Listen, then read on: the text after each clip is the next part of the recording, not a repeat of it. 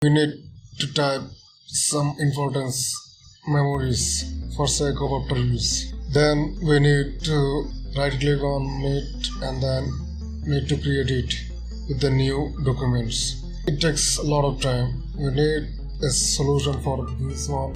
Create a shortcut for the notepad. Click on the Windows search panel, search type notepad and click on it.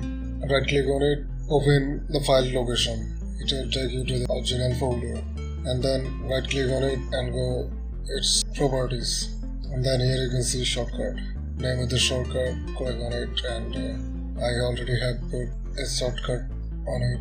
Create shortcut key, Ctrl and Alt, and put any number or any caps number or any alphabet, then just apply and hit OK, and then click on Alt, Ctrl and num F5 or K, and here is the notepad windows will pop up. Then write text and just save the file, copy the path folder, which folder you want to save this file, and then paste the path and then write the document name and then just save, and it will save the specific folder. Thank you.